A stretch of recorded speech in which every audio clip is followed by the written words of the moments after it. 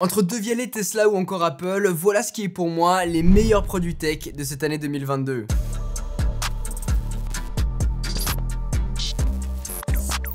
Salut tout le monde, c'est Quentin, je suis ravi de vous retrouver pour ce fameux récap des meilleurs produits de cette année 2022, des produits qu'on a pu tester, découvrir. C'était une année riche en nouveautés.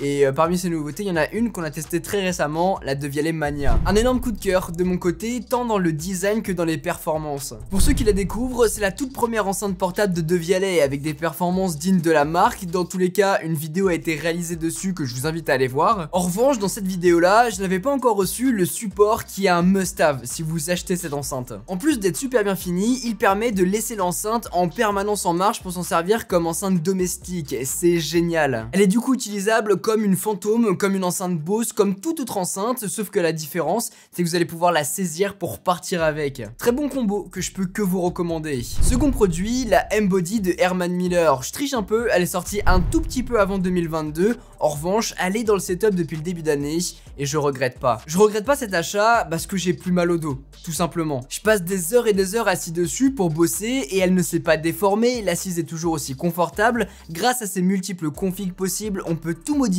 pour qu'elle s'adapte au mieux à notre morphologie. Et malgré son prix presque inaccessible pour beaucoup, 1500 €, faut pouvoir les mettre, eh bien je peux que vous la recommander. J'ai pas grand chose à ajouter, mis à part que j'aime aussi beaucoup son design, vous l'avez vu dans le setup ultime, bah ça rend très bien. Parlons maintenant de deux produits que vous connaissez très bien sur la chaîne, le Neoculed 8K 65 pouces de Samsung et The Frame 2022. C'est mes deux daily, si je puis dire, les deux téléviseurs que j'utilise au quotidien chez moi et c'est un pur bonheur. Le Neoculed 8K pour regarder tous mes contenus dessus, des films et séries sur les plateformes de streaming, à la PS5 en passant par la Xbox, bref je fais tout dessus. The Frame est plutôt là en tant que décoration, un tableau numérique sur lequel je pourrais aussi regarder du contenu si j'en ai envie, mais son rôle principal c'est vraiment d'égayer mon salon avec des œuvres, des photos, des boucles qu'on peut venir ajuster selon nos envies. Par contre, que ce soit sur l'un ou sur l'autre, j'aime pas l'interface Tizen. J'ai essayé de m'y habituer, mais plus je l'utilise, plus elle me saoule en fait, je la trouve lente. C'est long à réagir, à chaque fois que je veux changer d'HDMI, il faut passer dans plein de menus différents pour pouvoir y avoir accès, enfin bref,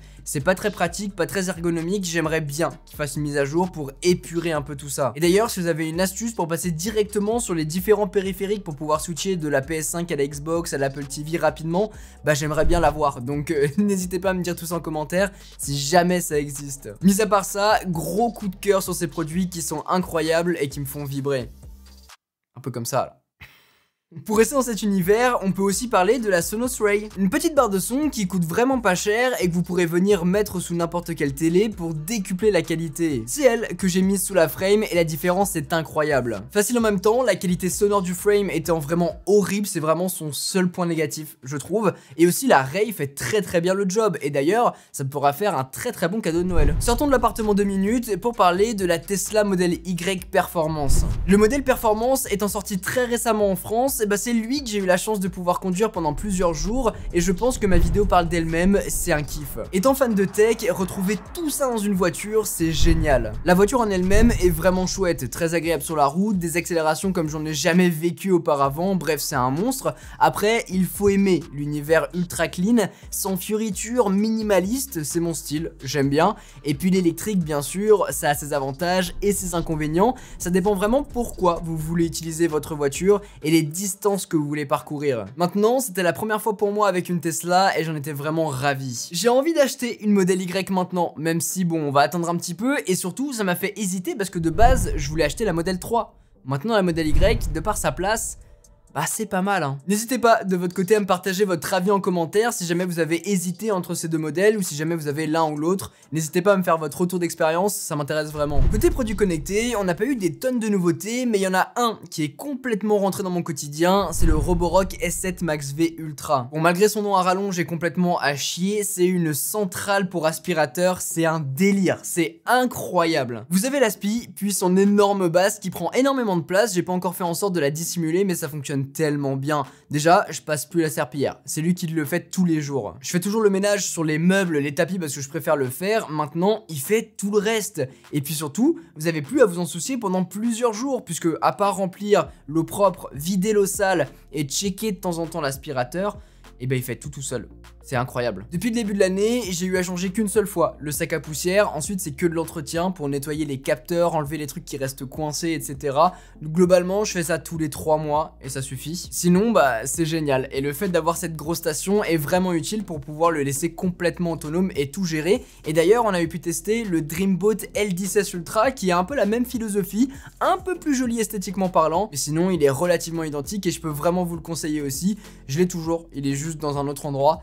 Donc voilà, c'est très cool. Si jamais vous voulez un de ces aspirateurs robots, là il y a un peu plus cher que l'autre. Enfin bref, ils ont des avantages et des inconvénients, mais les deux sont extra et ils ont changé mon quotidien. Finalement, j'avais envie de vous parler des AirPods Pro 2. Voilà la paire d'écouteurs qui m'a réconcilié avec les AirPods Pro puisque je pouvais pas les mettre jusqu'à maintenant. J'utilisais du coup soit les AirPods 3, soit les LG Tone Free dépendamment du scénario. Quand je partais en voyage, j'avais les AirPods Max. Ce produit-là permet de tout réunir en un. Déjà, vous l'aurez compris, bah ils me vont. Hein. Tout simplement, Apple a introduit des embouts XS qu'on peut maintenant acheter séparément. Donc si jamais vous avez les AirPods Pro première génération, vous pourrez acheter ces embouts pour pouvoir les ajuster. Un peu débile qu'il l'ait pas fait avant, quoi, c'est tout. Et puis avec ces quelques améliorations, notamment côté réduction de bruit active, qualité sonore, l'intégration plus complète de l'application localisée, cela fait de ces écouteurs un incontournable, je trouve. En tout cas, ils sont en permanence dans ma poche, même si en vrai quand je voyage, j'aime bien avoir les AirPods Max parce que je suis plus confortable dedans. Et puis bah c'est l'un de mes produits favoris aussi. Maintenant, si vous êtes sous Android ou bien que vous n'aimez pas les AirPods Pro, ça peut arriver, et bien je vous conseille fortement les LG Tone Free T90Q, ceux que j'avais juste avant, l'une des meilleures références du marché. Voilà, je pense avoir fait le tour, c'est vraiment les meilleurs produits tech à mon sens de l'année 2022, des produits que j'ai pu tester surtout, et d'ailleurs on peut faire une mention spéciale au Samsung Odyssey Arc, qui a l'air vraiment incroyable, le WH-1000X M5, l'iPhone 14, et il y en a d'autres, mais en tout cas ces produits-là, j'ai pu les tester et d'autres non, mais ils sont incroyables. On fera sans doute d'ici la fin de l'année un dernier tour d'horizon de la chaîne YouTube puisqu'on a commencé avec une wishlist 2022. On va voir si on a pu checker toutes les cases ou non cette année.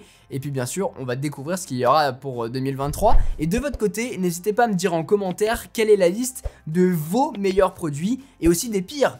Parce qu'on va en parler, des pires produits qui sont sortis cette année. Sur ce, c'était Quentin, passez tous une très bonne journée. Tchau!